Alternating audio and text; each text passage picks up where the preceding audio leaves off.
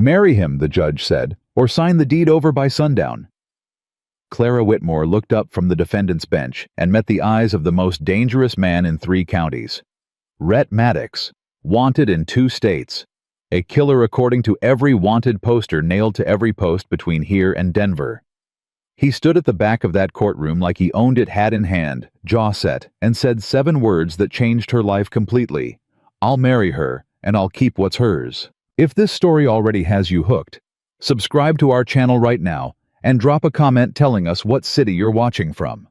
I want to see just how far this story travels. The gavel came down so hard it cracked the edge of the judge's bench, and Clara didn't flinch. She'd been flinching for 6 months, since the morning they found her husband Thomas, face down in the creek, with a bullet in his back. Since the week the bank called in the note she didn't know existed, since the day Edgar Vance's men rode up to her fence line and told her she had 30 days to vacate. She was done flinching. Done being quiet. Done pretending this was anything other than what it was. The court finds the property claim filed by Mr. Edgar Vance to be procedurally sound. Judge Harlan Briggs announced, not even looking at her. The Whitmore Ranch 312 acres will revert to the Vance Land Holdings Trust, unless Mrs. Whitmore can demonstrate legal right of continued ownership by sundown today. Clara's lawyer, a thin, nervous man named Aldous Price, who had sweated through his collar before 9 in the morning, leaned over and whispered, "There's nothing more I can do, Clara. The deed was in Thomas's name alone. Without a male heir or a legal husband, the property—" "I know what the law says." She cut him off. Her voice was steady. Her hands were not. She pressed them flat against the table in front of her and stared at the seal on the wall above Judge Briggs's head. The territory of Colorado. Justice, order, law. Edgar Vance sat across the aisle with his boots crossed at the ankle and a smile that hadn't moved in 3 hours. He was a tall man, broad through the shoulders, with silver hair, and the kind of face that looked trustworthy right up until the moment it didn't. He had been Thomas's business partner once. He had been at Thomas's funeral hat, pressed to his chest, eyes wet. Clara had watched him cry over her husband's grave. Now she watched him try to steal everything her husband had built. Mrs. Whitmore. Judge Briggs finally looked at her, and his expression was not unkind, which somehow made it worse. "I understand this situation is difficult, but the law is the law. Unless you can produce a husband with legal standing before this court by sundown." The back door of the courtroom opened. Everyone heard it. The room went still in that particular way rooms go still when something that doesn't belong walks through a door. Clara turned. Rhett Maddox stood in the doorway. She had never met him, but she knew his face the way everyone in the territory knew it from the wanted poster tacked to the post outside the marshal's office. The one with the bold black letters across the bottom, "Armed and Dangerous." Reward, $800. He was 34 years old, lean and dark-eyed, with the kind of stillness that came not from calm, but from practice. He had learned to be still the way you learn to hold your breath underwater. He walked up the center aisle of the courtroom, and the murmuring that broke out behind him didn't slow him down by a single step. Marshal Grady half rose from his chair near the wall. "Maddox. Sit down, Ray." Rhett didn't look at him. "I'm not here for trouble." He stopped in front of the judge's bench and put his hat on the railing in front of him. Then he turned, not to the judge, not to Edgar Vance, but to Clara. Just to Clara. "I'll marry her," he said, "and I'll keep what's hers." The silence that followed was the loudest thing Clara had ever heard. She stood up. Her chair scraped back against the floor. "I don't know you," she said. "No," he agreed. "You don't. You're wanted. Not in Colorado, not anymore." He reached into the breast pocket of his jacket and set a piece of paper on the table in front of Judge Briggs. "Pardon came through last week. Signed by the territorial governor. I'm a free man, Judge. Legal as any man in this room." Briggs picked up the paper, studied it. His jaw moved once like he was chewing something he didn't like the taste of. "This appears to be in order," the judge said slowly. "Then there's nothing stopping this marriage," Rhett said. He hadn't looked away from Clara once. She searched his face for what she was supposed to find there, some trace of motive, some crack in the surface. All she found was a man who was waiting, patient in the way that only people who have survived a great deal can be patient. "Why?" she said. It wasn't a question so much as a demand. "Because you deserve to keep what's yours," he said. "And because nobody in this county has the backbone to stand in front of Edgar Vance. I do." Vance was on his feet now. "This is an outrage. This man is a criminal." "Former criminal," Rhett said, glancing at him for the first time. "And you're a fraud. I know the difference between a man and what's written about him. Do you?" "Judge." Vance's voice rose. "You cannot permit this court to be hijacked by Mr. Vance." Briggs held up one hand. "Sit down." He looked at Clara. "Mrs. Whitmore, the decision is yours. This court will recess for 15 minutes. When we reconvene, you will give your answer." Clara stood in the narrow hallway outside the courtroom with her back against the wall and her eyes on the ceiling, and her lawyer talking at her from 2 feet away, without her hearing a single word he said. She was doing math in her head. Thomas had been gone 6 months. She had run the ranch herself, 30 head of cattle, 2 ranch hands a well that was starting to run slow. She had made the payments. She had kept the fence line. She had learned to do things she had never done before, and done them without complaint, because the land was all she had left of him, and she was not going to let it go. She was also 31 years old and not naive about what it meant to marry a stranger. "Clara." Aldous was still talking. "Clara, you have to think about this rationally." "I am thinking rationally," she said. "That's the problem." She pushed off the wall and walked to the far end of the hallway, where Rhett Maddox stood alone, leaning against the window frame, looking out at the street below. He heard her coming and turned before she spoke. "You want something?" she said. "Everyone who walks into a courtroom wants something. What is it?" He was quiet for a moment. Then, 3 months ago, Edgar Vance burned my brother's homestead to the ground. My brother had a wife and 2 children. They lost everything. Vance used the same legal trick he's using on you, called in a note, claimed the deed used a judge he owned." He paused. "My brother didn't have anyone to stand up for him. I wasn't there." Clara watched him. "And now you're making it right." "I'm trying to." "By marrying me. By standing between you and a man who thinks the law belongs to whoever pays for it." He met her eyes. "I'm not asking you to trust me. I'm asking you to let me help.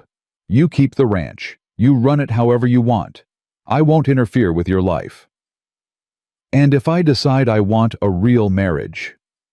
The words came out before she could stop them, and she saw the slight shift in his expression. Not surprise exactly, but something close. "Then we'll figure that out when we get there," he said. "But that's not why I'm here.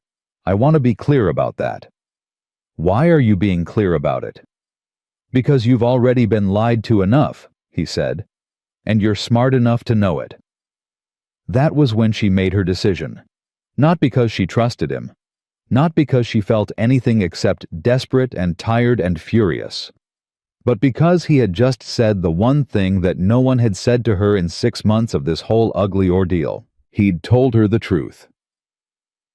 The ceremony took 11 minutes. Judge Briggs performed it himself in his chambers with Aldous Price and the court clerk as witnesses. Clara kept her hands folded in front of her. Rhett kept his at his sides. When Briggs said the word kiss, they both turned and looked at the judge with the same expression, and Briggs cleared his throat and said, "A handshake will suffice." Rhett held out his hand. Clara shook it. His grip was firm and warm, and he released her the second she released him. Edgar Vance was waiting in the corridor outside. He'd straightened his jacket, adjusted his expression into something approaching civility. But his eyes were flat and hard as river stones, and when they landed on Rhett, Clara felt the temperature in the hallway drop. "Well," Vance said. "Well," Rhett answered. "You think this changes something?" Vance spoke as if Clara weren't standing 3 feet away. "You think a piece of paper changes what's coming. The piece of paper already changed it," Rhett said. "The ranch belongs to the Whitmore family, which now includes me. You want to challenge that in court again?" Edgar, bring a better lawyer. Vance's gaze moved to Clara then, and something in it made her stomach clench. It wasn't anger. It was calculation. Mrs. Whitmore, he said, I genuinely hope you understand what you've done today. Allying yourself with a man like this. He tilted his head toward Rhett. There are consequences. Are you threatening her? Rhett asked. His voice didn't change. That was the frightening part. It didn't change at all. I'm offering perspective, Vance said. And then he smiled, put his hat on, and walked out of the courthouse. Clara stood still until his footsteps faded. Then she let out a breath she had been holding since 9 in the morning. That man, she said, is going to try to kill us. Probably, Red agreed. She looked at him. And that doesn't concern you. It concerns me a great deal, he said. That's different from being scared of it. The ride back to the ranch was mostly quiet. Clara drove the wagon. Rhett sat on the seat beside her with his hat pulled low and his rifle resting across his knees, watching the road ahead with the focused attention of a man who spent a lot of time watching roads. She had about 100 questions and no idea where to start. She started with the smallest one. Where have you been sleeping? My horse, he said. Then, reading her expression, I'll stay in the barn. You don't need to give me anything.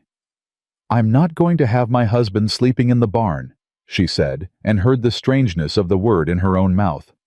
Husband. There's a back room off the kitchen. It was Thomas's study. You can have that. He nodded. Thank you. Another silence. I should tell you, she said, that I have 2 ranch hands, Decker and Old Herm. They're good men, loyal. They're not going to be happy about this. I wouldn't expect them to be. And I don't... She stopped, tried again. I don't want you to make decisions about this ranch without talking to me first. I know who owes what, I know what needs doing, and I've been doing it. I don't need to be managed, B. He turned and looked at her then, and for a second she thought she'd overstepped. Then he said, Good. I don't know anything about cattle. She almost laughed. Not quite, but almost. You're serious. I grew up in Texas, he said. My family grew cotton. I've been on the run for 7 years. I know how to ride, and I know how to shoot, and I know how to read a man's intentions from 50 yards out. Cattle. He shook his head. You're going to have to teach me. This time she did laugh. Just a little, just for a second. It surprised her. That, she said, might be the first honest thing anyone said to me in 6 months. I have a policy, he said. What's that? I only lie to people I don't respect. She felt something shift low and quiet in the center of her chest. She didn't have a word for it. She pressed it down and kept her eyes on the road. Decker was waiting at the gate when they pulled in. He was 26, barrel-chested with red hair and a temper to match, and he had worked the Whitmore Ranch since Thomas hired him 4 years ago. He'd been one of the 2 men who carried her husband's body back from the creek. He had never said anything about that directly, but she had seen what it cost him, and she trusted him the way you trust someone who has stood next to you in the worst moments without asking for anything. He looked at Rhett. He looked at Clara. He looked at Rhett again. No, he said. Decker. Absolutely not, Clara. You know who this is. I know exactly who he is. He's Rhett Maddox. He's wanted in... Not anymore, Rhett said from the wagon. Decker's jaw tightened. I wasn't talking to you. Decker. Clara kept her voice level. I need you to listen to me. I need you to give me 5 minutes before you decide anything. She climbed down from the wagon. Come inside. She watched him weigh it. Watched his loyalty fight with his instinct. Loyalty won, it always did with Decker, and he turned and walked toward the house without another word. Rhett helped her with the horse. She hadn't asked him to.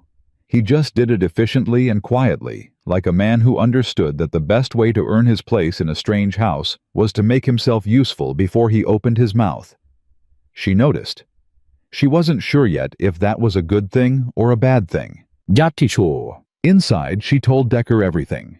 The court, the deadline, the deed, Vance's legal maneuver, the pardon, the marriage. All of it straight through, no softening. Decker sat at the kitchen table with his hands around a coffee mug and his face doing about 14 different things at once. When she finished, he said, "You could have lost the ranch." "I know. You could still lose it. Vance isn't going to stop because of a marriage certificate. I know that too, and you trust him." He jerked his chin toward the back of the house where they could hear the quiet sounds of Rhett settling into the study. "No," Clara said honestly. "Not yet." "But you married him." "I married the situation," she said. "He happened to be in it." Decker was quiet for a long time. Then, "Old Herm is going to lose his mind." "Old Herm loses his mind every Tuesday. He'll survive." A pause, then grudging, "He handled the horse right. I noticed. A man who doesn't know horses tries to show off or tries to step back. He just did the work." Decker turned the mug in his hands. "That doesn't mean I trust him." "It doesn't have to," she said. "I need you to watch him, that's all. Watch him tell me what you see and don't let your guard down. Can you do that?" He looked at her for a moment. Then he stood up, picked up his hat and said, "You're the boss, Clara. You always have been." He put the hat on. "I'll go tell Herm before he hears it from someone else and burn something down." He walked out and the kitchen was quiet. Clara sat at the table alone. She pressed both palms flat on the wood and looked at the window and breathed. She had just married a man she didn't know.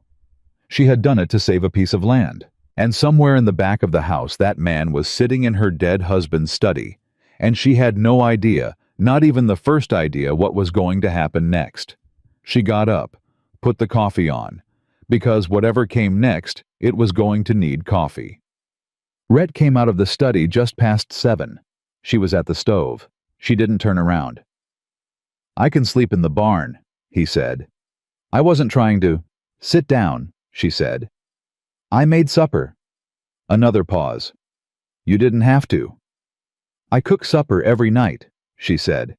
"It's not for you, you're just here." She heard the chair scrape back. He sat. She set 2 plates on the table and sat across from him, and they ate in silence for a while. She had made beans and cornbread because it was what she had. He ate everything on his plate and didn't comment on any of it. "The fence on the north pasture needs replacing," she said finally. 3 posts are rotted through and 1 section came down last week in the wind. I've been putting it off." "I can do fence posts," he said. "You said you grew up in cotton country." "Cotton doesn't need fences," he said. "But a fence post is a fence post." She studied him across the table. He held her gaze. Not challenging, not performing, just present. "Edgar Vance is going to make a move soon," she said. "He didn't walk out of that courthouse like a man who was finished." "No," Rhett agreed. "He walked out like a man who was rearranging his plan." "What do you think he'll try next?" Rhett turned his fork over once in his hand. "He'll try the legal route first. He'll look for a reason to challenge the marriage, something procedural, something about the pardon, something." He set the fork down. "When that doesn't work, he'll try something else." "Something else," she repeated. His eyes met hers. "He burned my brother's house with my brother's family inside it and called it an accident. So yes, something else." The words fell into the room and sat there. "I see," she said quietly. "I should have told you that before you agreed to any of this," he said. "I'm telling you now, the man you're up against isn't just greedy. He's willing to hurt people. Badly." "I know what he is," Clara said. Her voice was very even. "He sat at my husband's funeral and he cried, and the whole time he already had the lawsuit drawn up in his office. I know exactly what he is." She picked up her coffee cup. "What I need to know is what you are." He looked at her for a long time. "I'm the man who's going to make sure he doesn't do to you what he did to my brother's family," he said. And if I told you right now that I didn't want your protection, that I could handle Edgar Vance myself?" "I'd say you probably could," he said. "You're clearly capable of handling things yourself. But capable isn't the same as safe, and safe is what I promised you." She set her cup down slowly. "You promised me that in front of a courtroom full of strangers. You didn't ask me first." "No," he said. "I didn't." He didn't flinch from it. "I'm sorry for that. I made an assumption, and I should have asked." She hadn't expected the apology. She wasn't sure what to do with it. "I'll think about whether I accept it," she said. "That's fair," he said. She stood up, cleared his plate without asking, and said, "The study lock is broken. I'll fix it tomorrow. Until then the door closes, but it doesn't lock." "I'll sleep with my back to it," he said. She stopped, turned. "What does that mean?" "It means nobody comes through that door without waking me up," he said simply. "That's all." She stood there for a moment in the middle of the kitchen. "Good night, Rhett," she said. "Good night, Clara," he said. She walked down the hall to her room and closed her door and sat on the edge of her bed and pressed her hands together and tried to remember who she had been before all of this, before Thomas died, before the lawsuit, before today. She could remember the shape of that woman, the certainty of her, the ease. She wasn't that woman anymore. Maybe that was all right. She lay down, closed her eyes, closed. Down the hall, she heard the study door close softly, and the house settled into the kind of quiet it hadn't had in months. Not the empty quiet of a widow's house, but something else. Something almost like a held breath. Something almost like the first night of whatever came next. She was already at the fence line when Rhett found her the next morning. Not the north pasture fence, the one closest to the road, the one that faced Vance's property line, a quarter-mile east. She had a post driver in her hands, and she was working the third post in like she had something to prove, which she did, though she wouldn't have said so out loud. Rhett stopped a few feet away and watched her for a moment. She didn't stop working. "You could have woken me," he said. "I've been doing this fence since 6, she said. "I didn't need you awake at 6. I was awake at 5. She stopped, looked at him. "Why?" "Habit," he said. He reached out and took the post driver from her hands, not pulling it, just placing his hand below hers and waiting until she let go. "Show me how you want it set." She showed him. He did it without complaint and without showing off, just steady and methodical, and she found herself watching his hands the way she used to watch Thomas work, looking for the place where a person revealed themselves in the small movements. Thomas had been careful, precise. He'd always slowed down when something mattered. Rhett worked fast, but he worked right. "Decker doesn't like me," he said after the second post. "Decker doesn't trust you," she corrected. "It's different." "Is it?" "Trust is earned," she said. "Like is just a feeling. Decker's not interested in feelings. He'll watch what you do and make his own decision." "And you?" Rhett asked. "Same process." She took a breath. "I don't know yet what my process is," she said honestly. "I've never done this before." He glanced at her. "Married a stranger." "Survived this much in this short a time," she said. He was quiet for a moment, then quietly, "You're doing better than you think you are." "Don't do that," she said. "Do what?" "Try to make me feel better. I don't need encouragement. I need fence posts." He drove the next post without another word. And somehow, that was the right answer. It was old Herm who brought the news just before noon. He came in from town at a full trot, which for old Herm, who moved through the world at the pace of a man who had decided long ago that urgency was overrated, meant something was genuinely wrong. He pulled up to the yard, climbed down from his horse with the careful movements of a man whose knees didn't cooperate anymore, and walked straight to Clara. "Vance filed a challenge," he said. "First thing this morning. His lawyer showed up at Briggs's office before 8. Says the marriage isn't valid." Clara went still. "On what grounds?" "Says Maddox's pardon is fraudulent." Old Herm pulled a folded paper from his jacket. Says the governor's signature was forged. The word landed in the yard like a stone in still water. Clara took the paper, read it. Her jaw was tight by the second line, tighter by the third. Rhett had come up behind her. She handed him the paper without turning around. She heard him read it, heard the pause when he got to the part about the forgery. "Is it?" she asked. She turned to face him. "Is the signature forged?" He held her gaze. "No." "How do I know that?" "Because I spent 4 months working through proper legal channels to get that pardon," he said. "I have correspondence, I have documentation, I have the name of the governor's aide who handled the paperwork." He folded the paper and handed it back to her. "Vance is buying time. He's buying more than time," Decker said. He'd come around the corner of the barn, and his face had the particular closed-off look it got when he was working very hard to stay calm. "He's buying doubt. He gets people in this county asking questions about whether the marriage is legal, whether you have the right to the land. It gives him room to move. Even if Briggs throws out the challenge, Vance wins something." "He wins the story," Clara said. "What?" Decker looked at her. "He wins the story that goes around town," she said. Clara Whitmore married an outlaw with a fake pardon. Clara Whitmore made a desperate deal that fell apart. Clara Whitmore can't hold on to what's hers. She pressed her lips together. "He's not trying to win in court. He's trying to win at the feed store and the church and the post office." The silence that followed had weight to it. Rhett spoke first. "Then that's where we fight him." She looked at him. "What does that mean?" "It means we go to town," he said. "Today, together. We don't hide out here and let the story build on its own. We go in, we're seen, we answer questions straight, and we let people look at us and decide for themselves." "You want to walk into Gracie Falls with a wanted poster still fresh in half the town's memory," Decker said flatly. "Former wanted poster," Rhett said. "And yes." Decker made a sound that wasn't quite a word. Clara was already thinking. She knew this town. She'd grown up 15 miles south of it, buried her mother here, buried her husband here.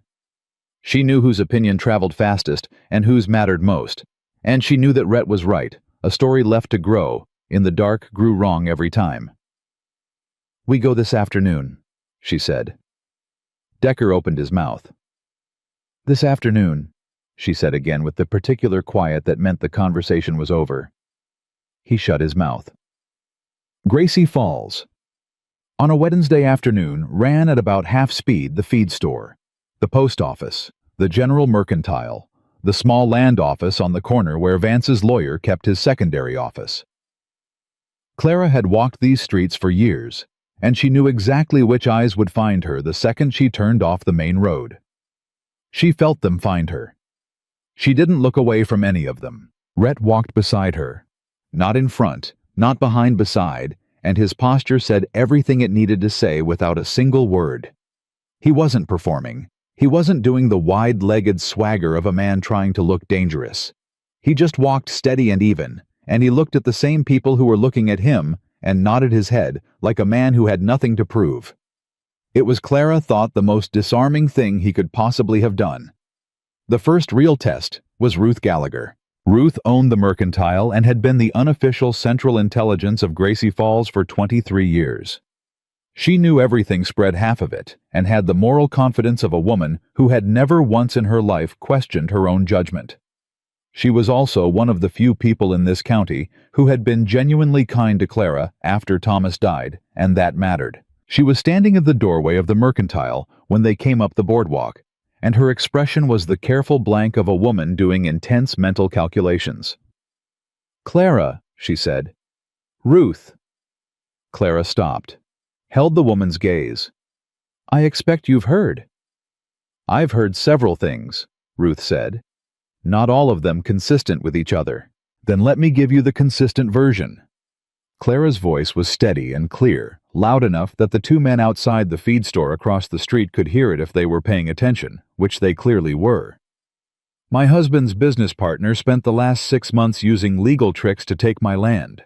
I found a lawful way to stop him. His name is Rhett Maddox. He has a valid pardon from the territorial governor, and he is my husband. The challenge Vance filed this morning is a lie, and we intend to prove it." Ruth looked at Rhett, long and level. "Mr. Maddox," she said. "Ma'am." He touched the brim of his hat. "My late husband once said that a man's reputation is what other people make of him," Ruth said, "and his character is what he makes of himself. I don't know your reputation. I never met you before today." She paused. "What do you intend to make of yourself in this town?" It was a test. Clara heard it clearly. She didn't help him with it. Rhett was quiet for a moment. Then he said, "Whatever I have to make sure Clara keeps what's hers." Ruth Gallagher looked at him for 5 full seconds. Then she nodded once. "You need anything from the store, Clara, you put it on account. We'll settle at the end of the month the way we always do." "Thank you, Ruth," Clara said.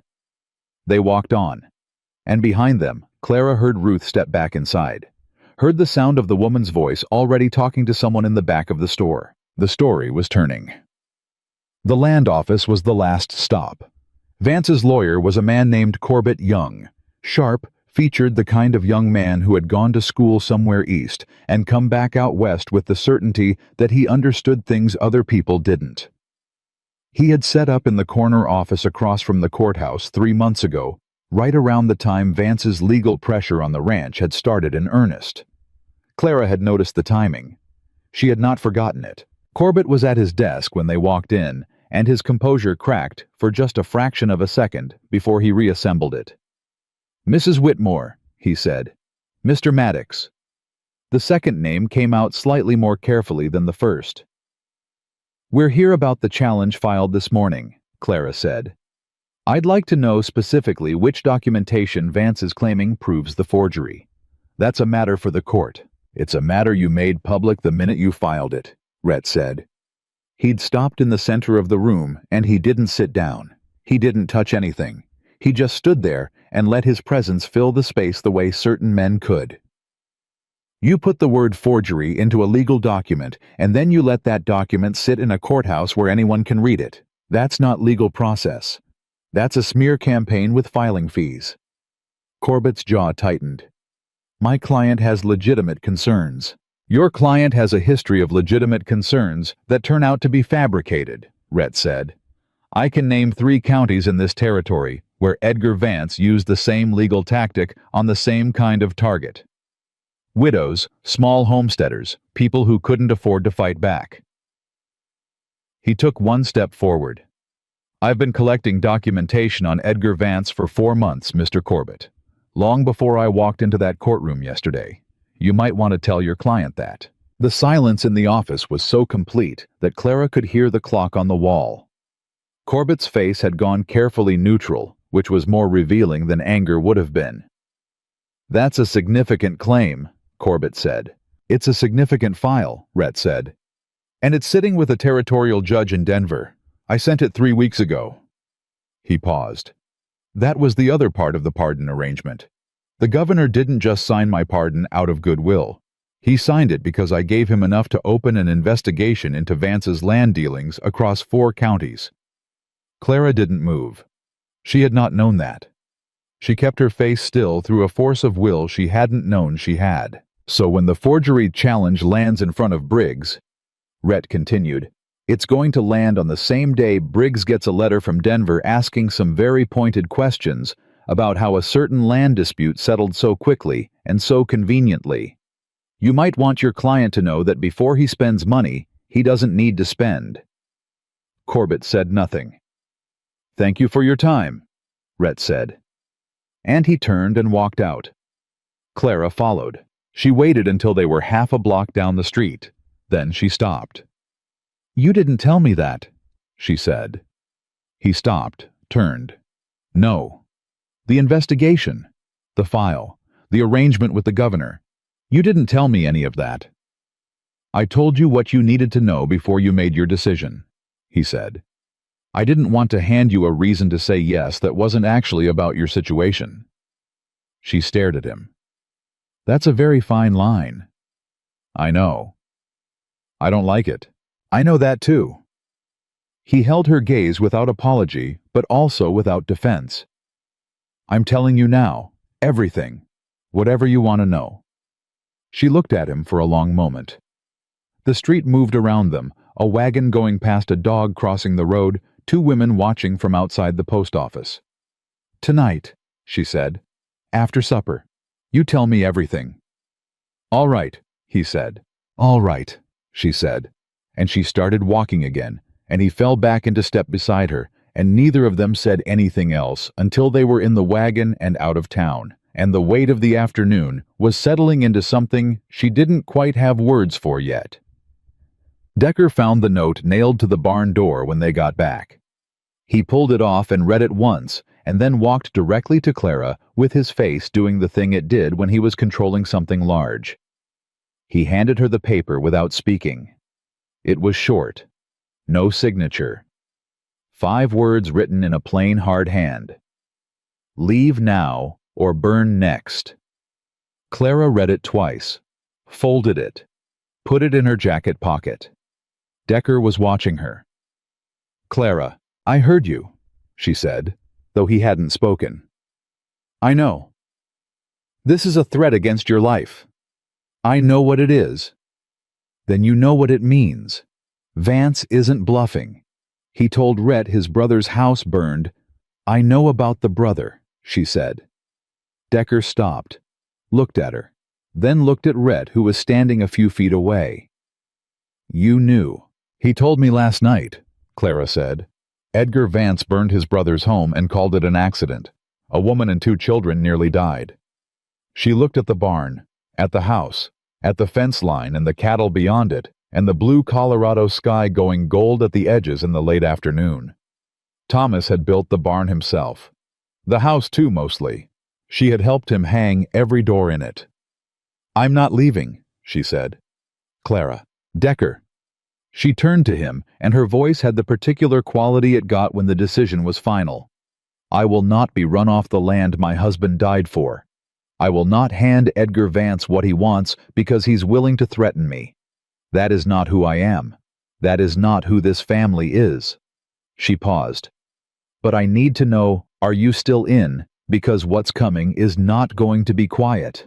And I won't ask you to stand in the middle of it if you're not sure." He looked at her for a long time. His red hair was catching the last of the afternoon light, and his face was very still.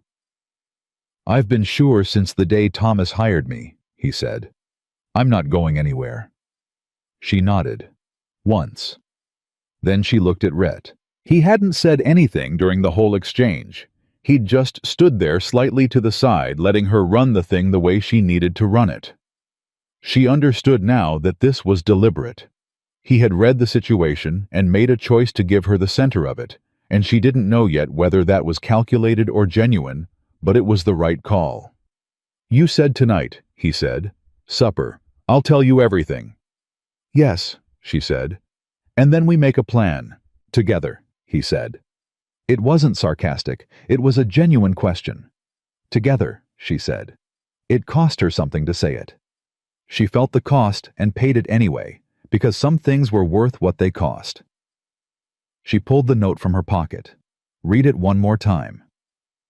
Then she walked to the barn door, where Vance's man had pounded the nail in, and she pulled the nail out with her bare hand, and she used it to pin the note right back to the wood. Let them see it there. Let them know she had read it and was still standing. "Old Herm," she called. The old man appeared from around the side of the barn. "Yeah?" "Double-check the water trough locks tonight," she said, "and sleep light." "Always do," he said, and went back around the corner. Clara walked into the house. She did not look back. Looking back was for people who were thinking about leaving, and she had already made that decision so completely that it didn't require any more looking. Thomas had built this place board by board. He had died for it whether he'd meant to or not, and she was going to keep it whatever that required, whatever it cost, whatever came next. She just hadn't known 6 months ago that keeping it would mean learning to trust a stranger who drove fence posts right, and told lawyers the truth, and let her be in charge of her own life even when he probably could have taken over. She put the coffee on. Down the hall, she could hear Rhett moving in the study, quiet and deliberate, the sounds of a careful man who understood that every sound he made in this house was being listened to. She was listening. She was learning. And somewhere outside in the long Colorado dusk, Edgar Vance was rearranging his plan. She could feel it, like weather coming, like the particular stillness before a storm breaks. And you know that what comes next is going to require everything you have. She poured 2 cups, waited. Rhett talked for 2 hours. Clara sat across from him at the kitchen table, and she did not interrupt once, which was not her natural disposition, but which she understood was necessary, because what he was laying out required the full shape of it before she could respond to any piece of it. He started with his brother, Daniel Maddox, 30 years old homesteader, married with 2 daughters under the age of 5. Daniel had filed on 160 acres of grassland in the San Luis Valley 3 years ago. Good land, flat and fertile close to water. Edgar Vance had wanted that land for 6 months before Daniel filed on it. When Daniel refused to sell, Vance went to work the same way he always did. A note called in through a bank. Vance partially owned a deed challenge based on a surveying error that turned out to be manufactured. And then when all of that moved too slowly, a fire. The fire was set at 2 in the morning. Daniel's wife got the girls out through a back window. Daniel got out last with burns on his hands and arms. They lost everything else: the house, the barn, 2 horses, all their provisions for winter. The fire was ruled accidental. Rhett had been in New Mexico when it happened. By the time he reached his brother's family, they were living in a church hall, surviving on charity, and Daniel's hands had not healed right, and probably never would. Rhett had stood outside that church hall in the cold, and made a decision about what he was going to do with the rest of his life. "I spent the next 8 months building the file," he told Clara. "Every county Vance worked in, every homesteader he pressured out, every note he called in through that bank. I found 4 other fires. 2 were ruled accidental. 1 was ruled undetermined. 1 in Alamosa County, 2 people died." He stopped. A man named Garrett Poole and his mother. Vance bought the land 6 weeks after the inquest. Clara had gone very still. "That's murder," she said. "That's what the file says," Rhett answered. "That's what I gave the governor. And the governor acted on it. He gave me the pardon. He opened a preliminary inquiry. Whether it goes further—" Rhett shook his head. "That depends on what his investigator finds when he comes through. And it depends on Vance not knowing the investigation is coming before it gets here." Clara set her coffee cup down. "If Vance finds out, he'll burn his own records and move on to the next county," Rhett said. "He's done it before. I think he's done it at least twice." She pressed her fingers against her lips and looked at the table. The note was still in her jacket pocket. "Leave now or burn next." 5 words that felt different now than they had 2 hours ago. Not more frightening. She had already calibrated her fear and settled it into something manageable but more specific. Vance wasn't threatening her because she was inconvenient. He was threatening her because she was in the way of something much larger than one ranch. "He knows about the investigation," she said. "It wasn't a question." Rhett looked at her. "What makes you say that?" "The timing," she said. "He moved against me the day after your pardon came through. Not the week after, not when he'd had time to think the next day. He already knew you were coming here. He already knew why." She met Rhett's eyes. Someone told him, someone who knew about the file, who about the quiet that followed was the particular kind that came when 2 people arrived at the same bad conclusion at the same time. "The governor's office," Rhett said. "Or someone in it," Clara said. Rhett sat back. His face had the controlled look of a man absorbing a hit and deciding whether to let it show. "If Vance has a contact in the governor's office, then the investigation is compromised before it starts," Clara said. "And you walked into a trap." She watched that land on him. Watched him work through it, not panicking, not denying, just thinking hard and fast. "Maybe," he said. "Or maybe the contact only told him I was coming. Maybe the file itself is still clean." He pushed his chair back and stood up. "I need to think." "Sit down," she said. He looked at her. I need you thinking at this table, not pacing that study, she said. Sit down. Let's figure it out together. He sat. And that was the first time she marked it clearly. The way you mark things, you'll need to remember that Rhett Maddox did something, because Clara Whitmore told him to. They were still at the table at midnight when Decker knocked on the back door. He came in without waiting to be invited, which was not like him, and his face had gone past controlled into something that was just barely held together. Ryder came through about an hour ago, he said. Stopped at the north gate.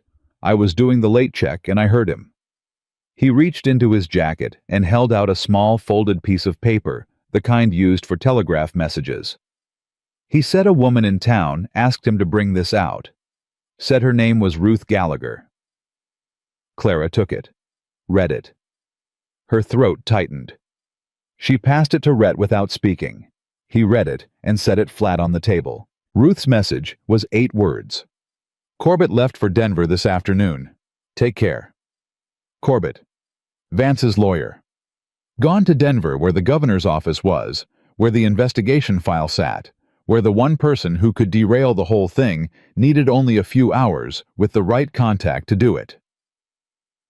How long is the ride to Denver? Clara asked. Hard ride 2 days, Rhett said. Corbett will be there day after tomorrow.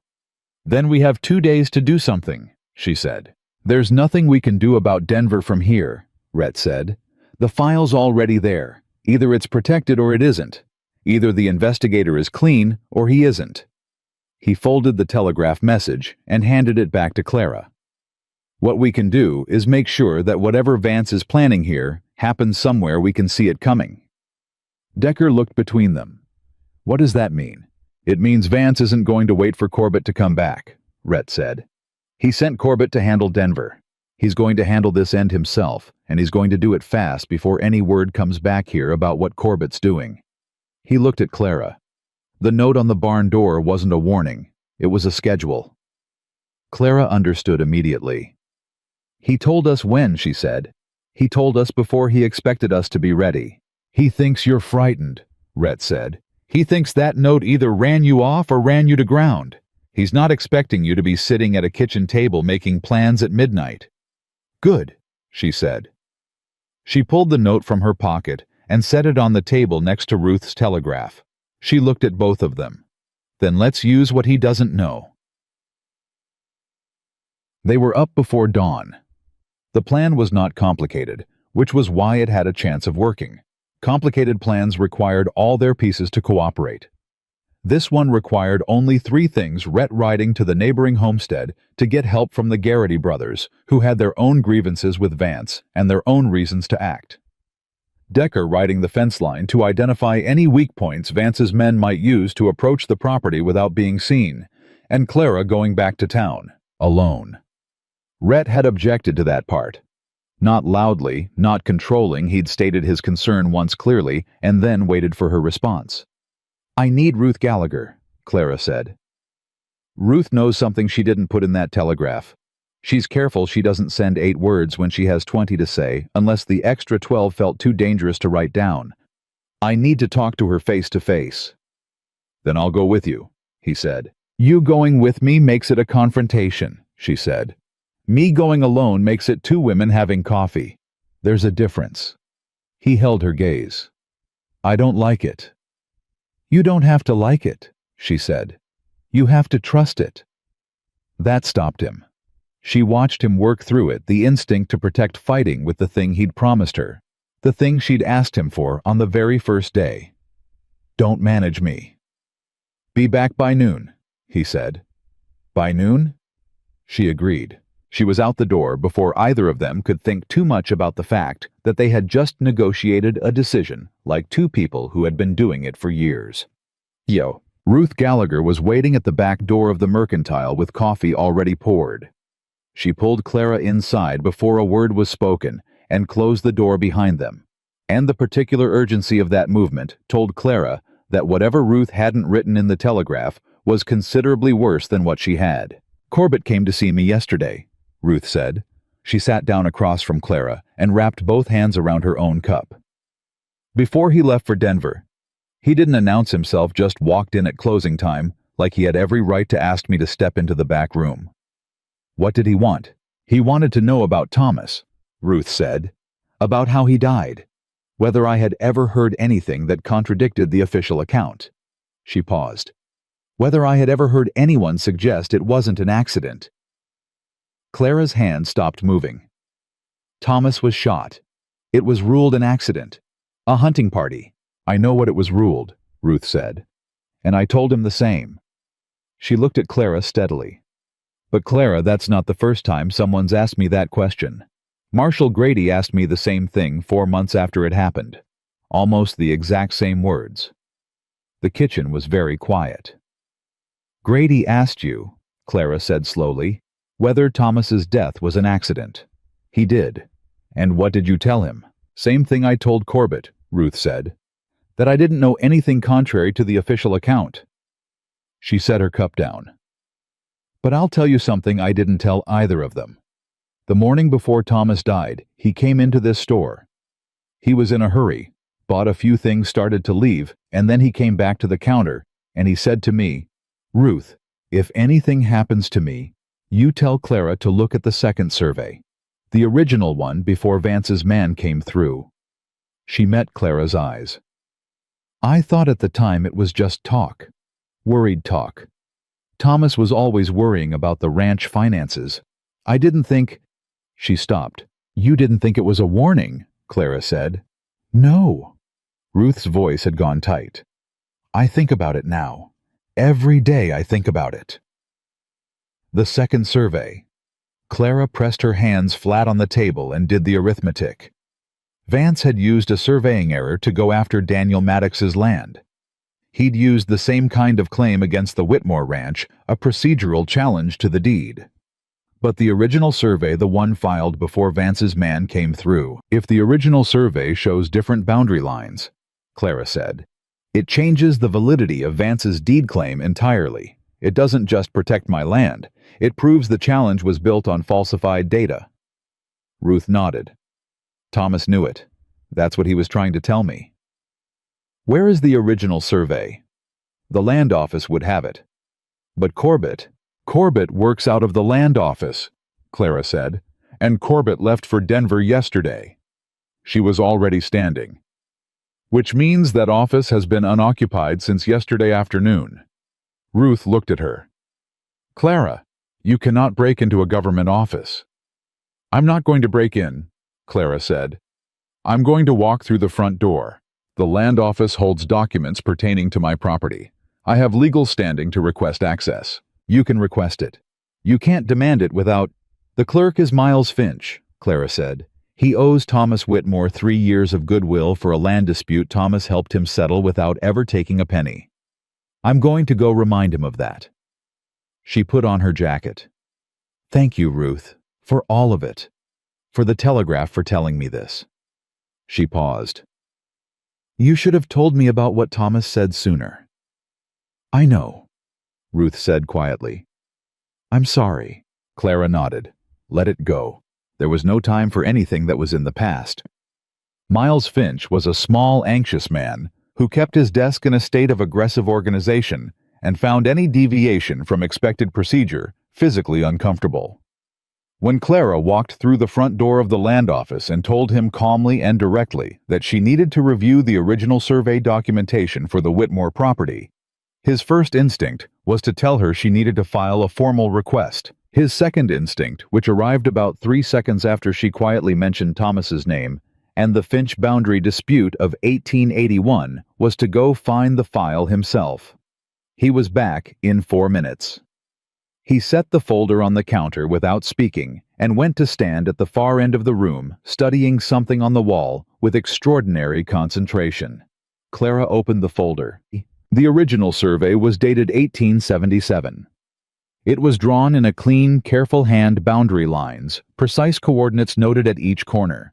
She ran her finger along the eastern edge of the property. Then she found it. A second page added later with a different handwriting and a different date. 1882, the year after Thomas had begun expanding the ranch. The eastern boundary line had been redrawn by approximately 40 feet. Running directly through what was now the water access easement, that connected the Whitmore property to the creek. Without that easement, the ranch had limited water access. With limited water access, the land was worth a fraction of its current value.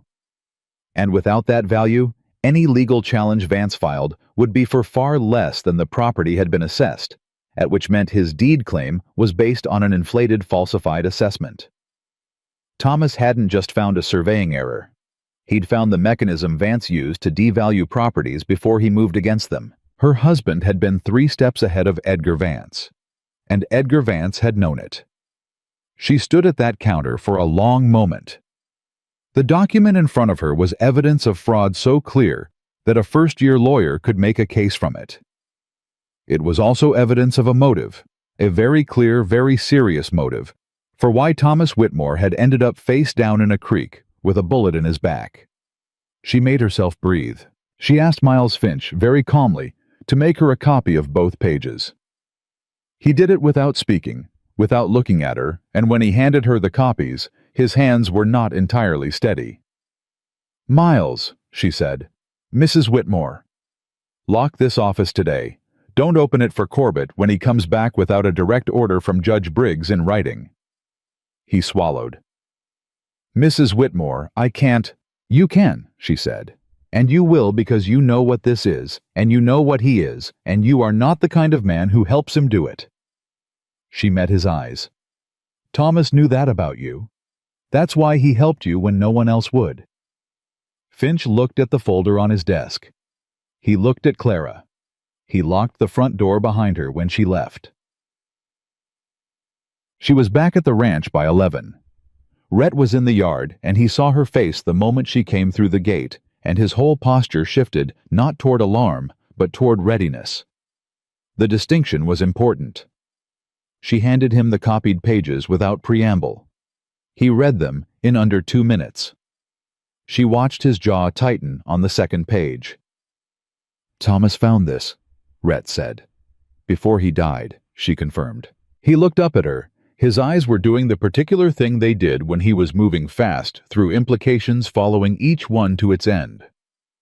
Vance knew Thomas had found it. Yes. "Then Thomas didn't die in a hunting accident," he said. "No," she said.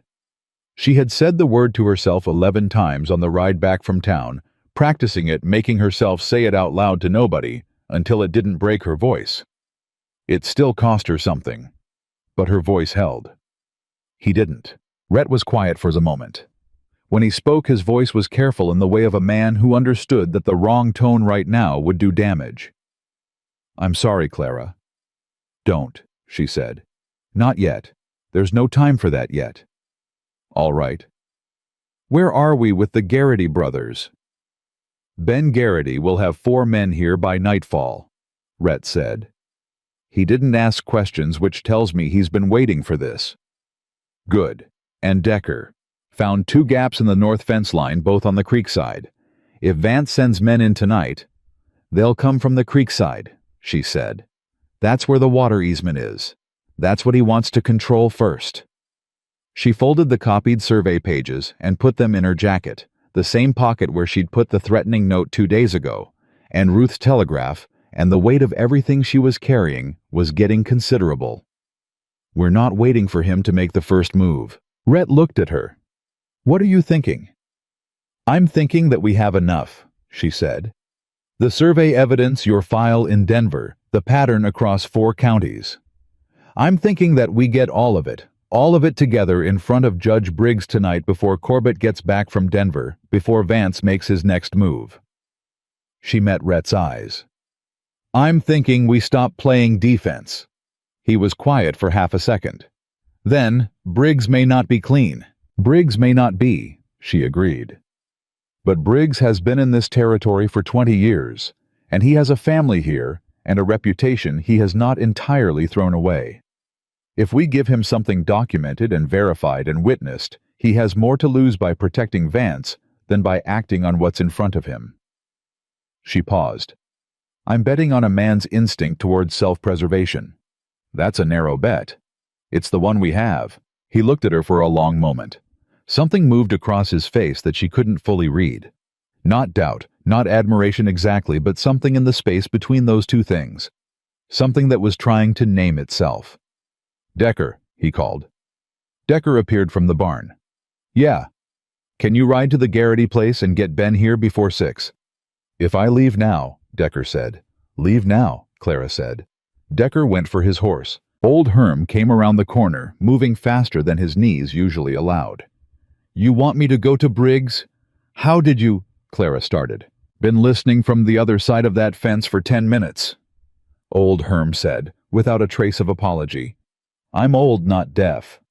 He looked at her steadily. "I know Briggs. Went to school with his older brother. He's not a bad man. He's a man who made a few bad compromises and has been uncomfortable about it ever since." He squinted at her. "You give me those pages, I'll go talk to him myself, man to man, before supper." Clara looked at Rhett. He gave the smallest nod. She reached into her pocket and pulled out the survey copies, held them for a moment, then placed them in Old Herm's weathered hands. "Don't lose those," she said. "Been carrying important things without losing them since before your mama was born," he said. He folded the papers carefully and tucked them into his shirt. Then he walked to the barn slower again, now that he wasn't performing urgency, and the whole sequence of it made Clara want to cry a little, which she absolutely did not do. Rhett came to stand beside her. "You know this could all go wrong tonight," he said. "Not pessimism, just fact." "I know," she said. "You know Vance is going to move the moment he hears we've been to Briggs." "I know that too." "And you're still—" "I'm still," she said. "Because I have been scared, and I have been quiet, and I have been careful for 6 months, and my husband is dead, and Edgar Vance is still standing and still smiling." She looked at the barn, at the house. "I am done being careful." Rhett said nothing. She turned to look at him, and something in her face must have shifted something she hadn't meant to show because he held very still, the way he went still when something required his full attention. "Why are you looking at me like that?" she said. "Because you're the most formidable person I've been around in a long time," he said. "And I've been around some formidable people." She held his gaze, let the words sit, didn't deflect them or dismiss them. "Don't say things like that," she said finally. "Why not?" "Because I'm still deciding what you are to me," she said. "And things like that make it harder to think clearly." He nodded once, looked away, gave her the space of it, and she stood there in the yard of the ranch Thomas had built, holding every piece of what she knew and what she feared, and what she was beginning against all logic and against all caution to feel, and she understood with perfect clarity that by morning everything was going to be different. She didn't know yet which direction different was going to fall, but she was standing up to meet it. That was going to have to be enough. Old Herm came back at 8:30 with Judge Briggs riding beside him. Clara saw them coming from the kitchen window, and she set down the cup she was holding and went to the door without rushing, because rushing was for people who hadn't already decided how they were going to handle whatever walked through the gate. She had decided. She was ready. Briggs dismounted stiffly. He was 62, heavy through the middle, with the careful movements of a man whose body had started objecting to his decisions. He handed his reins to Old Herm without comment and walked toward the house with his hat in his hands. That was the first thing Clara noted. Hat in hands. Not on his head, not tucked under his arm, held in front of him, both hands wrapped around the brim. The posture of a man who had come to say something he hadn't found easy to say. "Mrs. Whitmore," he said. "Judge Briggs," she said. "Come inside." Rhett was at the table. He stood when Briggs entered, which was the right call, respectful, without being deferential, present, without being threatening. Clara had not told him to do that. He'd read the room before he walked into it, which was something she was beginning to understand was just how he operated. Briggs looked at him. Something passed between the two men. Not hostility, not warmth, but a kind of mutual acknowledgement. Two people who understood the stakes of the conversation they were about to have. "Sit down, Judge," Clara said. "I'll get coffee." "Thank you," he said, and sat. She poured 3 cups and put them on the table and sat across from Briggs. Rhett stayed where he was, one hand resting on the back of his chair. Herm showed me the survey documents, Briggs said. He wrapped his hands around the coffee cup. The originals, the alteration. Yes, Clara said. You understand what you're claiming. I'm not claiming anything, she said. I'm showing you documented evidence of a falsified land survey used to support a fraudulent deed challenge. The claim makes itself. Briggs was quiet for a moment. The alteration was made in 1882. After Vance's surveyor came through, Rhett said. I was on the bench in 1882, Briggs said. He said it like a confession and looked at the table. I ruled on 3 land disputes that year. 2 of them involved eastern boundary assessments. He stopped. I may have ruled on falsified surveys. You may have, Clara said. Her voice was even. If you did, you didn't know they were falsified. That's different from knowing and proceeding. He looked up at her. That's a generous interpretation. It's the accurate one, she said. And it's the one that matters right now. What matters right now is what you do with what you're looking at tonight. Briggs turned the cup slowly in his hands. Clara watched him work through it, the weight of 20 years of compromises, the cost of this particular moment, the arithmetic of what he stood to lose and gain. Vance has a file on me, Briggs said. He said it quietly, the way men say the thing they've been carrying for a long time. From 12 years ago, a land transaction that wasn't entirely clean. He's used it to keep me cooperative, not directing my decisions, not exactly, but he stopped. When his challenges came through, I found reasons to move them forward rather than dismiss them. The kitchen was very still. Clara had not expected a confession. She absorbed it and kept her face neutral. That file, she said. Does it exist anywhere besides Vance's possession?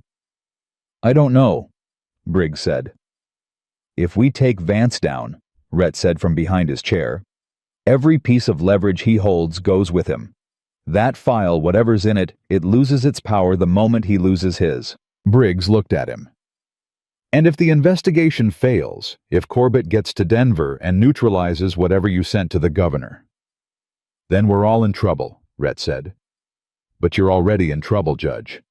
The only difference between the trouble you're in now and the trouble coming is whether you chose it or had it chosen for you. Briggs was quiet for a long time. Outside, Clara could hear the sounds of Ben Garrity's men settling in around the property. The low voices, the movement of horses. She had told Garrity's men to stay quiet and stay positioned, and they were doing both. What do you need from me? Briggs said finally. Clara had the answer ready.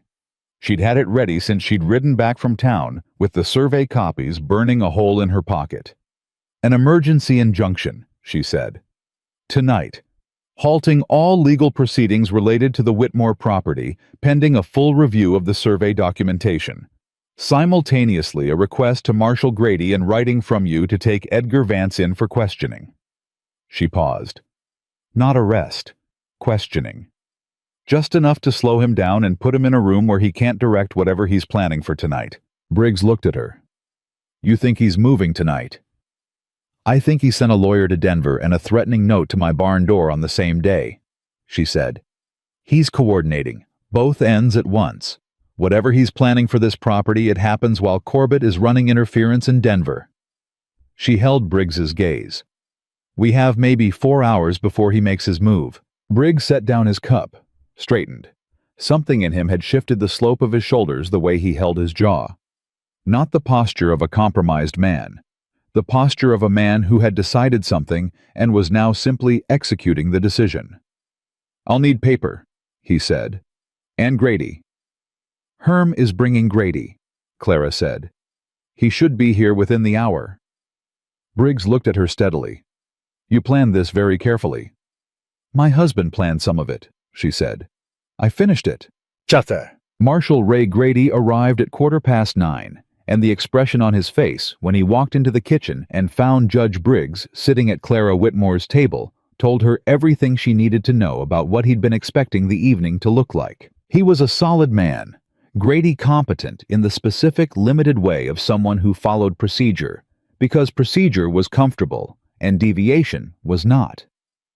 He had been marshal for 11 years and had handled things in this county the way things were handled, which was to say, he had accommodated the powerful and processed the powerless, and told himself that this was simply the nature of the world.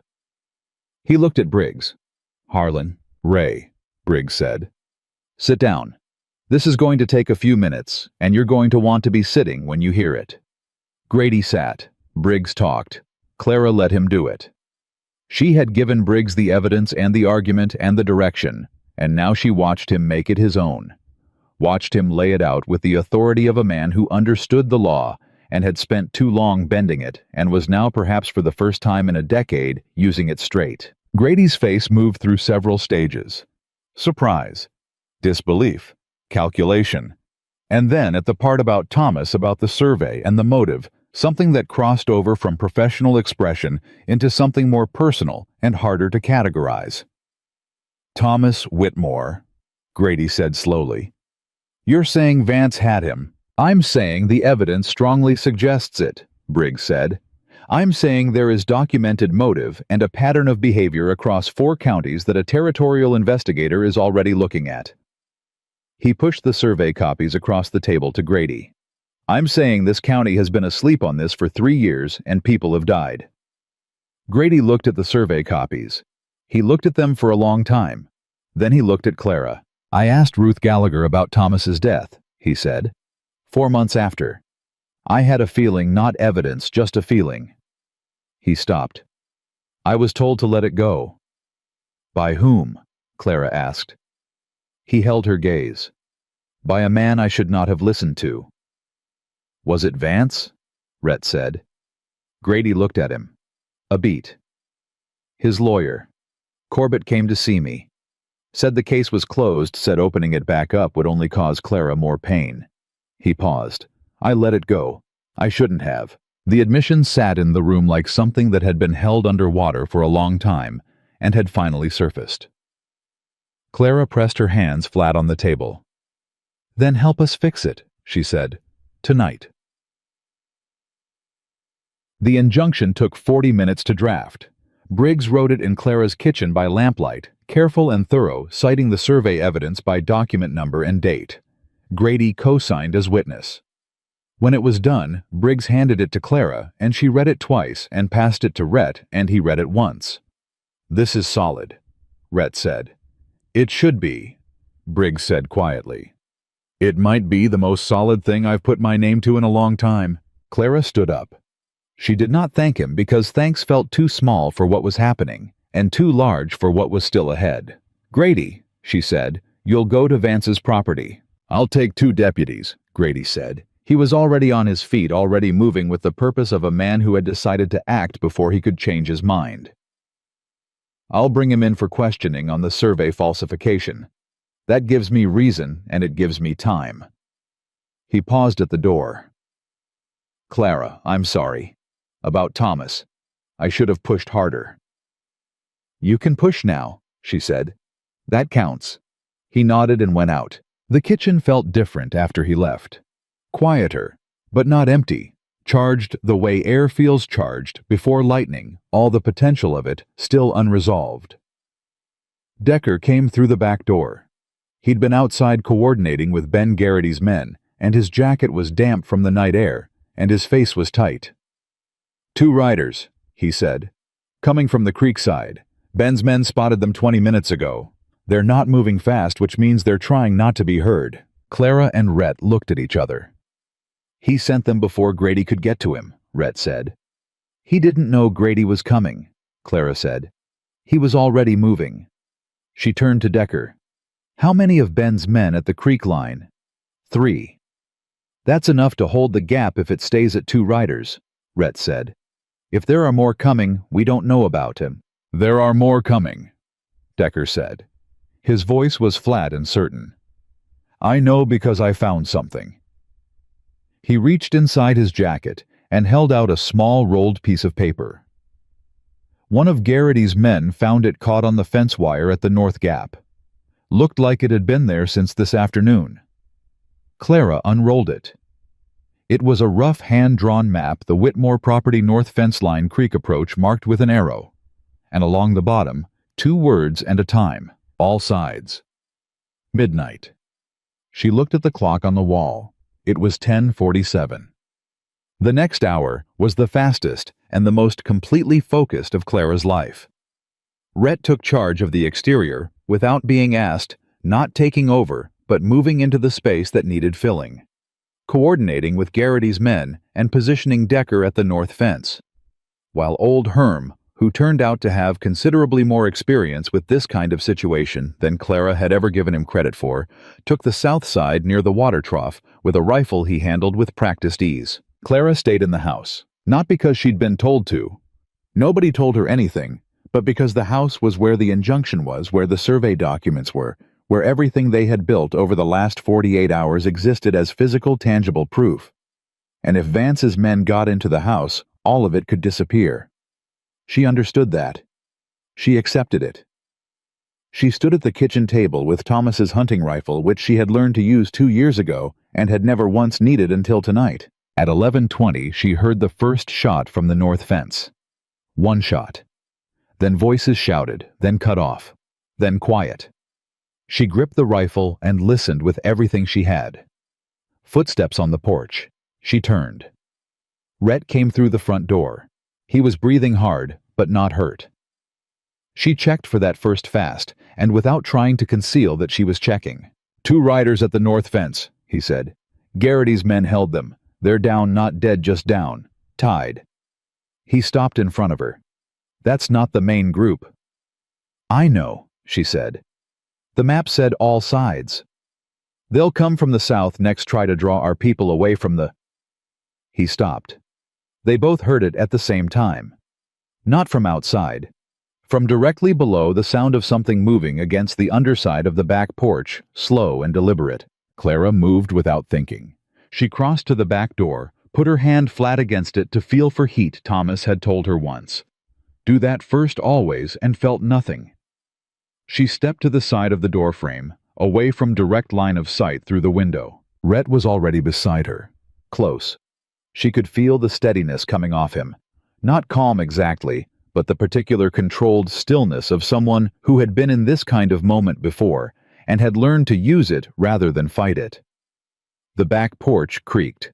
1 step. 2. Then the door handle turned. Clara raised the rifle. The door opened. The man who came through was not one of Vance's hired hands. Clara had been expecting a stranger. She had been preparing herself for a stranger. It was not a stranger. It was Corbett. He had not gone to Denver. Or he had gone and come back in a day impossibly fast, which meant he had never intended to go all the way to Denver. He had ridden hard to wherever Vance's contact in the territorial office was done what needed doing and ridden back. He stopped when he saw them. The calculation on his face ran fast and visible, the options, the exits, the arithmetic of the situation he'd walked into. In his right hand was a leather satchel. In his left was a pistol held low, not raised. Mr. Corbett, Clara said. Her voice was completely even. She did not lower the rifle. Close the door. He didn't close the door. His eyes moved to Rhett. Maddox, you went to the territorial office, Rhett said. Not the governor. Vance's contact isn't in the governor's office. He's in the land registry. Something shifted in Corbett's face. The calculation changed. The land registry can't undo a filed injunction, Clara said. Briggs signed it an hour ago. It's already recorded. She watched Corbett's jaw tighten. Whatever you did in the territorial office tonight, you did it too late. You don't know what I did, he said. I know you came back here, she said, which tells me it didn't work the way you planned. Because if it had worked, you wouldn't need to be here. You'd be wherever men go when they've won. She held his gaze. You're here because you lost, and you're trying to find out how much. Corbett looked at the satchel in his hand. A decision was happening behind his eyes. She could see it moving. That satchel, Rhett said. What's in it? No answer. Documents, Rhett said. Survey files, copies of Vance's records. He took 1 step toward Corbett. Or is it Thomas Whitmore's file, the one Vance kept on, why he needed Thomas out of the way? The satchel moved in Corbett's hand. Not toward Rhett, just a reflex, a protective instinct. It was enough. There is a file, Clara said, not a question. Vance kept documentation on Thomas, on what Thomas had found, and you're holding it. Corbett's composure cracked. Not dramatically, just a hairline fracture at the corner of his mouth, a tightening around his eyes. You have no idea what you're involved in, he said. Either of you. Vance has been operating in this territory for 15 years.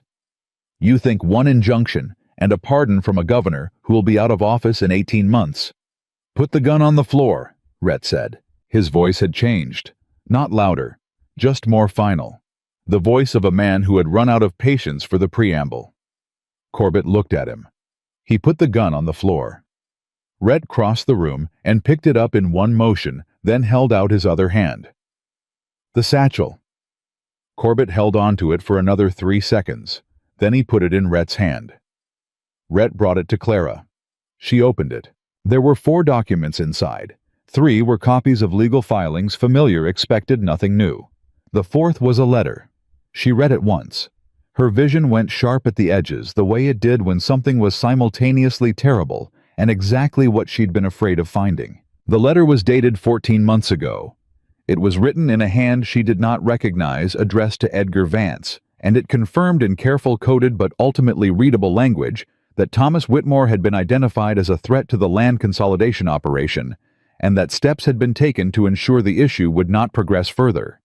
It was signed with initials only, R.W. She handed it to Rhett without speaking. He read it.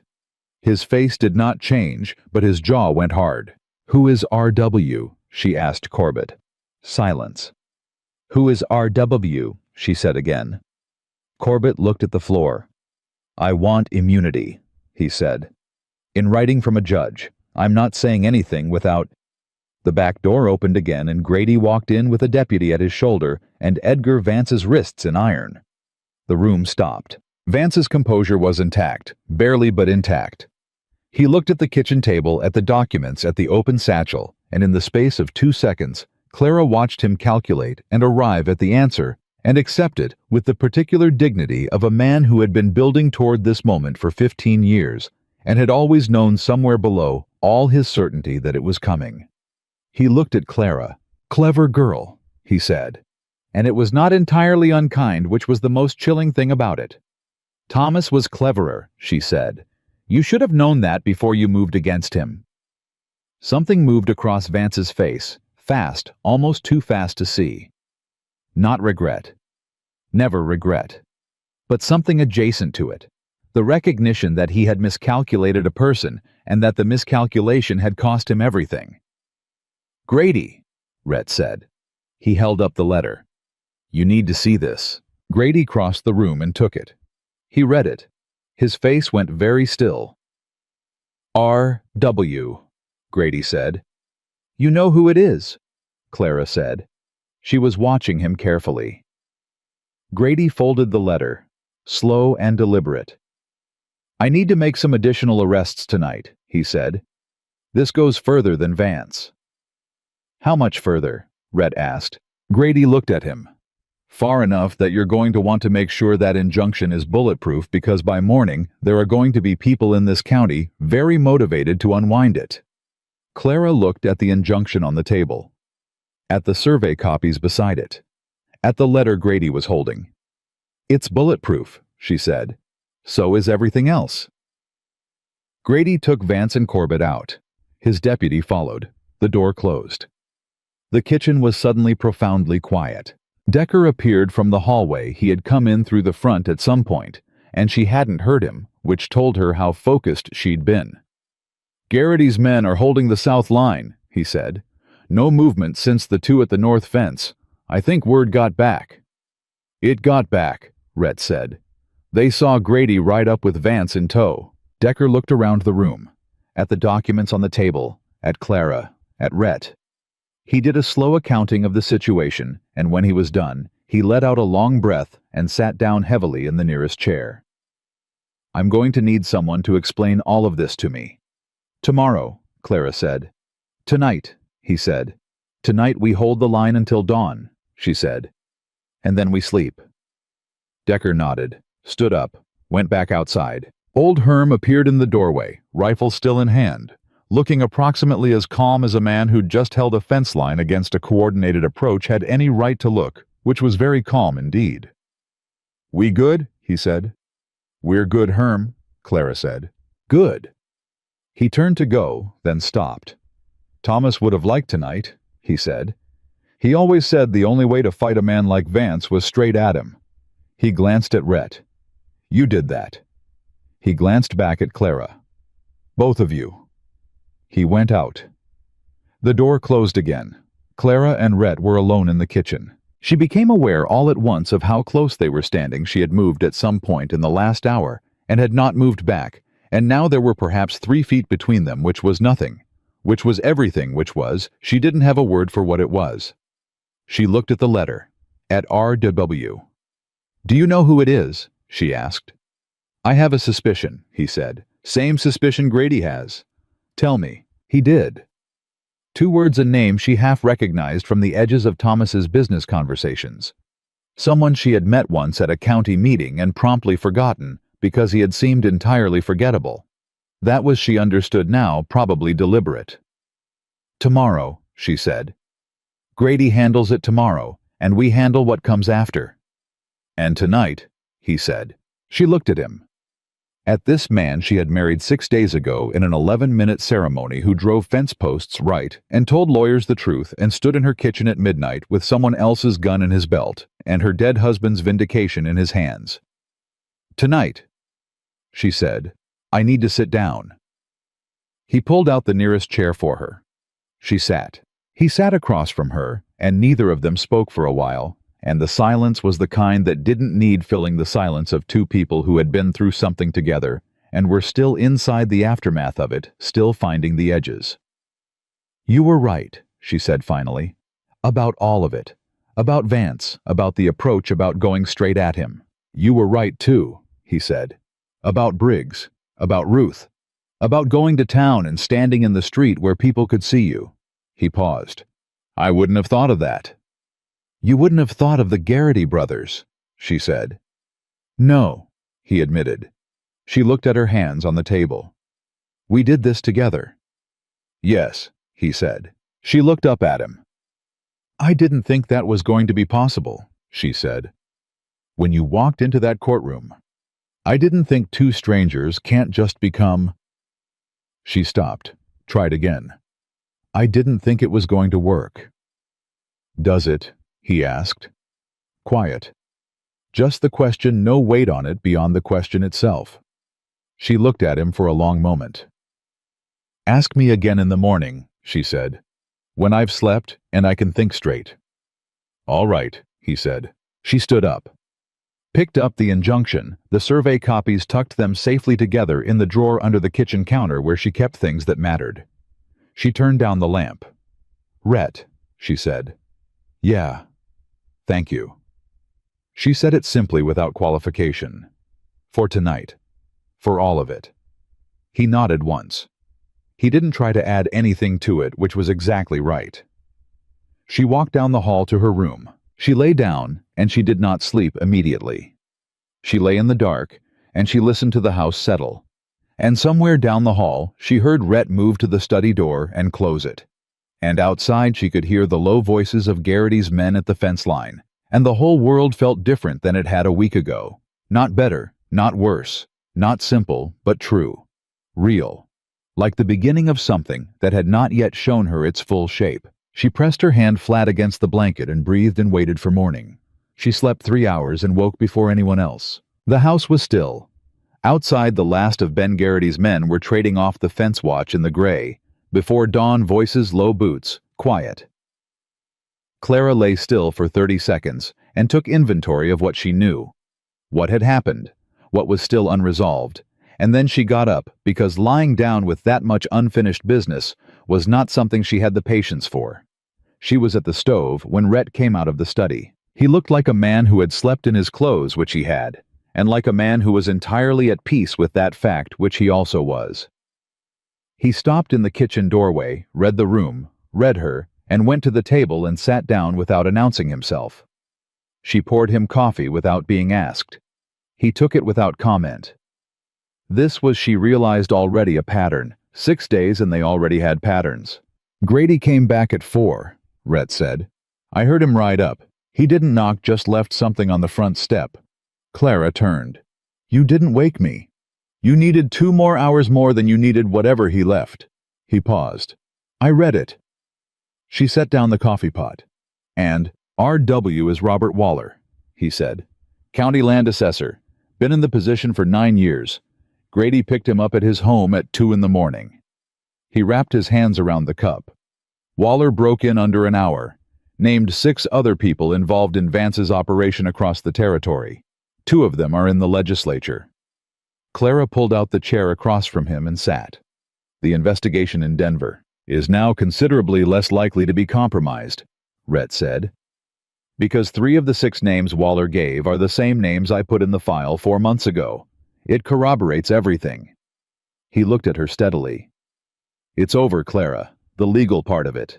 It's done. She heard the words. She tested them against everything she knew and everything she'd felt in the last week, and found that they held. Not fragile, not provisional solid, the way the best decisions feel solid, like something you could put your full weight on. Thomas, she said. Yes, he said. Waller. Did he say anything about Thomas specifically? Rhett was quiet for a moment. Vance gave the order. Waller arranged for the man who carried it out. Grady has a name. He paused. It's going to become a murder investigation, a real one this time. Clara pressed her lips together. She had known since the moment she'd read the letter in Corbett's satchel that this was the shape of it. She had prepared herself, or tried to. You cannot entirely prepare yourself for the confirmation that your husband was murdered while you were home making dinner. She sat with it. Let it be what it was. Good, she said finally. Her voice held. That's good. Thomas deserves that. Rhett said nothing. He didn't try to fill the silence with comfort or deflection, and she was grateful for it. More grateful than she would have known how to say. After a moment, she stood up and went back to the stove, because there was breakfast to make, and a ranch to run, and the world did not pause for grief, which was both its cruelty and its mercy. Decker came in at 7 with the morning report, and the information that one of the 2 men Garrity's crew had tied at the north fence had decided overnight that full cooperation with Marshal Grady was preferable to whatever Vance had promised him. The man's name was Pete Selden, and he had been a ranch hand in the county for 12 years before Vance hired him 8 months ago, and what he told Grady's deputy before breakfast was that there had been a third component to Vance's plan for the previous night. Not just the riders at the north fence. Not just Corbett at the back door. Fire. 2 men had been positioned at the south end of the property with enough coal oil to burn the barn and the house, both with instructions to move in at midnight simultaneously with the creek approach. The idea being that Rhett and the ranch hands would be drawn to the north while the fire went up in the south. Old Herm had held the south line. Old Herm, who moved through the world at the pace of a man who had decided urgency was overrated. Clara walked out to where Old Herm was checking the water trough, and she stood in front of him and said, "Herm, you held the south line last night against 2 men with coal oil." He looked up. "Yep." "Why didn't you tell me? You had enough to worry about inside," he said. He went back to the trough. "Besides, they were slow. I heard them coming from 50 yards out. Not much of a challenge, frankly." Herm. Clara. She looked at him. This old man with his bad knees and his 40-year-old rifle, and his total inability to perform modesty, and she felt something so large and so compound that she didn't have a name for it. Something made of gratitude and grief and affection, and the specific tenderness you feel for someone who has been loyal to you longer than some people have been alive. "Thank you," she said. "Thomas hired me," Old Herm said simply.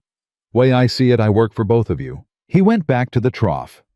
Clara went back inside before the expression on her face could embarrass either of them. The letter from Denver arrived that afternoon. It came via a territorial courier official seal-heavy paper addressed to Mrs. Clara Maddox, which was the first time she had seen that name written on something, and which produced a sensation she did not immediately know how to categorize. She opened it at the kitchen table, with Rhett standing behind her. The territorial governor confirmed receipt of the investigation file. The governor confirmed the authenticity of Rhett's pardon. The governor confirmed that a full territorial investigation into Edgar Vance's land consolidation operation was now officially open, and that all property disputes associated with Vance's legal filings were under review pending the investigation's findings. The Whitmore property was specifically named as protected under the review, and at the bottom, a handwritten note in the governor's own hand.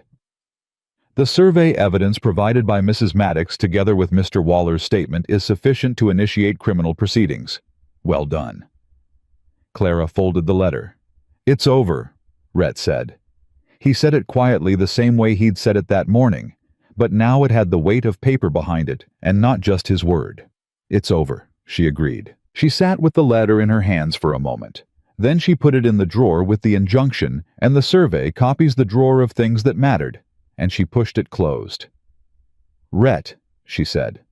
Yeah. Sit down. I need to ask you something. He sat, across from her. Same positions they'd been in every night at this table for the last 6 days, and she thought about patterns again, and about the things that become ordinary before you realize they've happened. What happens now, she said. For you.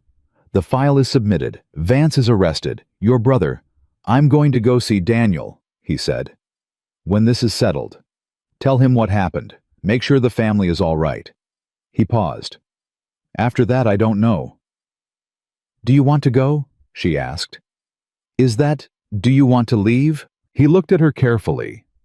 Not with caution, but with the kind of attention that meant he was taking the question seriously and intended to answer it seriously. I want to do whatever you actually want, he said. Not what you think the right answer is, not what makes sense on paper, what you actually want. She held his gaze. The directness of him, the total absence of performance, was something she had been trying to get used to for 6 days and had not quite managed yet. Every time she expected maneuvering, he just told her the truth.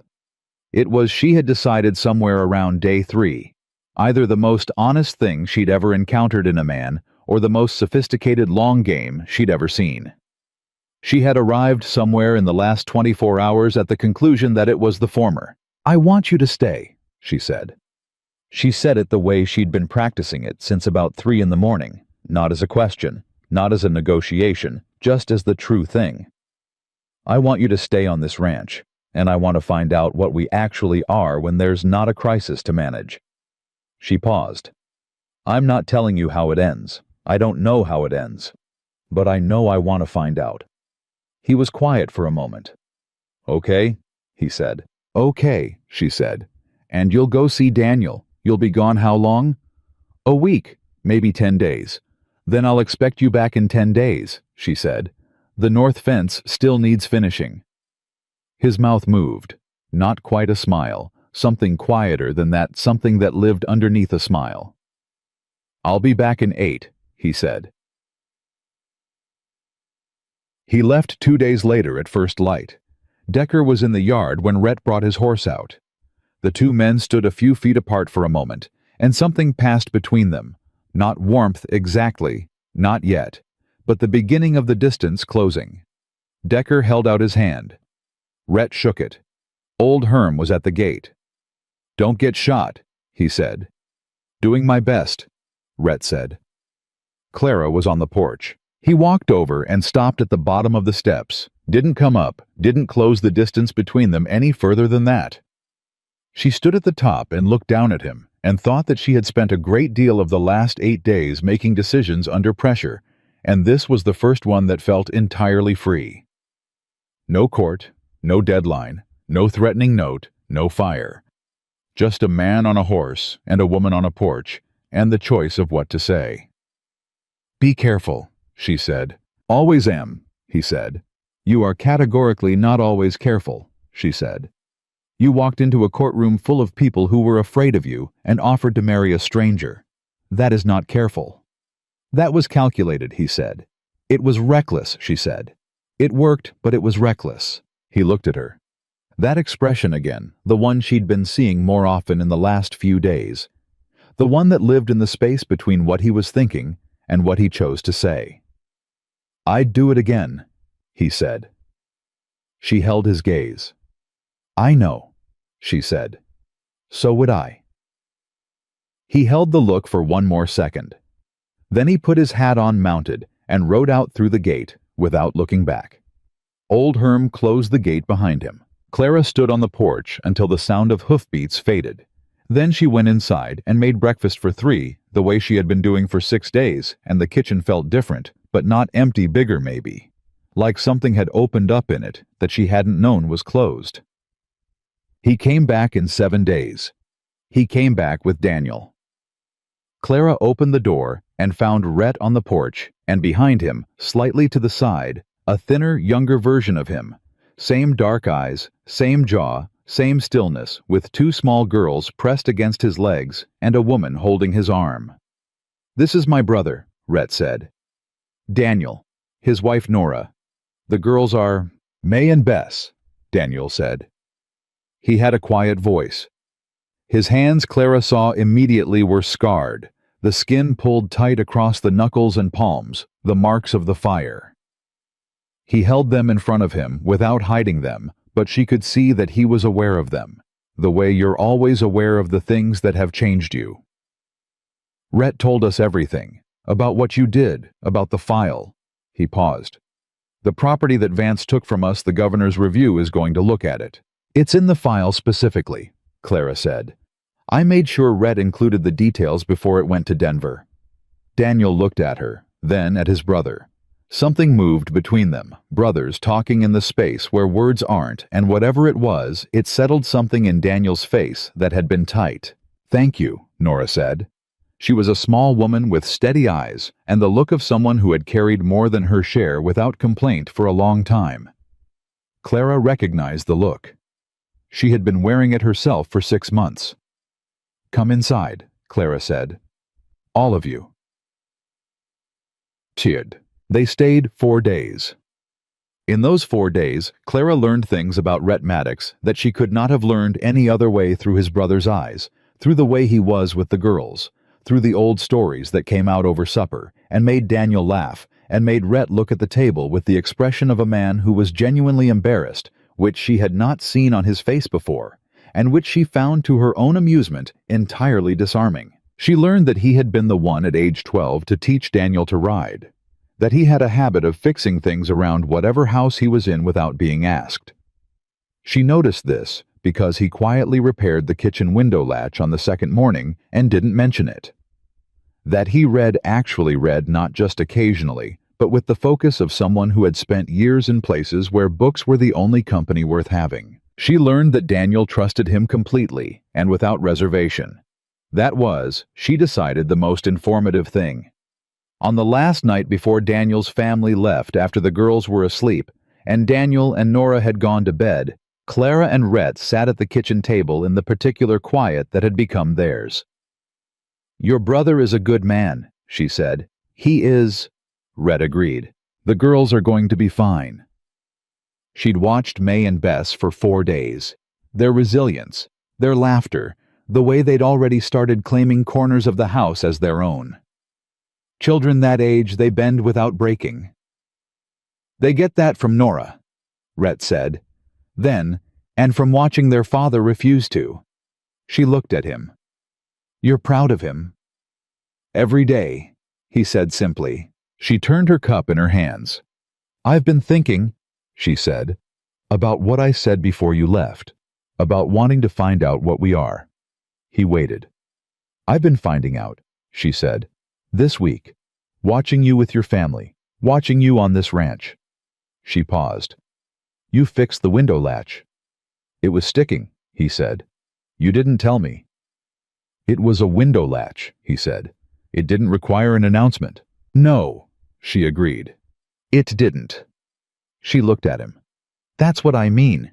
It's the small things, the fence posts, the window latch, the way you sat back and let me run things in front of Briggs even though half those ideas came from both of us."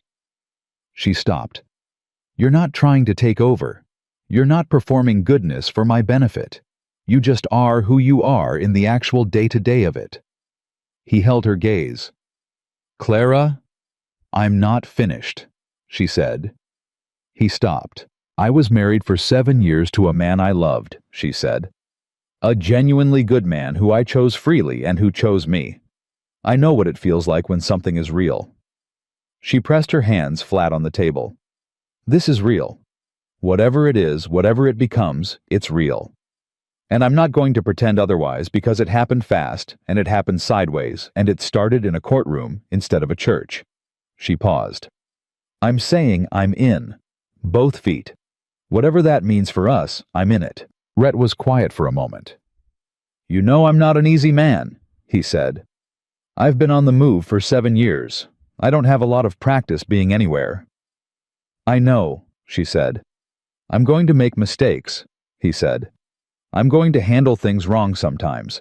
I'm going to go too quiet when I should talk, and I'm going to act before I think sometimes. Rhett, she said. Yeah, I just told you I'm in, she said. I'm not asking for a perfect man. I had a good man, and I know the difference between good and perfect. You're not perfect, neither am I. She met his eyes. Are you in? He looked at her across the table. I've been in since the minute you told me not to encourage you, he said. I've been in since you walked down that courthouse hallway and looked me straight in the face and asked what I wanted. Nobody does that. Nobody just looks at you and asks the real question. He paused. I walked into that courtroom to do the right thing. I didn't walk in expecting to find someone I wanted to stay for. The kitchen held the words. Clara felt something release in her chest, something she had been holding tightly for so long that she hadn't even noticed the holding anymore. Not grief, not fear. Something older than those more structural. The braced posture of a woman who had learned that the ground could give way and had been compensating for it ever since. She let it go. Okay, she said. Okay, he said. She stood up, picked up both cups and put them in the basin. She turned around and he was standing and they were close again, that 3-foot distance that had been collapsing incrementally for 8 days. And she looked at him and he looked at her and she thought, here. This moment. This is what it is. He raised his hand and touched her face. One hand gentle. Just his fingers against her jaw, and she turned into it, the way you turn toward warmth, without deciding to. And he kissed her the way a man kisses someone he has been patient for and intends to keep. She kissed him back, the way a woman kisses someone she has chosen on purpose, with her whole mind clear. When they stepped back, the kitchen was the same kitchen it had always been. The same walls, the same lamp, the same window, with the latch he'd fixed without telling her, and everything in it was different. Not new, not fragile, just irrevocably, irreversibly changed. 8 days, she said. You came back in 7. I said I'd be back in 8, he said. I was early. Why? He looked at her. Because I wanted to come home, he said. 3 months later, the territorial investigation concluded. Edgar Vance was convicted on 6 counts of land fraud and 1 count of conspiracy to commit murder. Robert Waller was convicted on 4 counts. 2 members of the territorial legislature resigned their seats before charges could be filed and fled the territory, which the newspapers wrote about for weeks. Corbett struck a cooperation deal that significantly reduced his sentence and secured convictions on 3 of the remaining defendants. Daniel Maddox's land in the San Luis Valley was officially returned to his family. The governor signed the restoration order personally. Thomas Whitmore's death was officially reclassified as homicide. The man who had carried out the act was arrested in New Mexico, extradited to Colorado, and tried. He was convicted in November, before the first snow. Clara was in the courtroom for the verdict.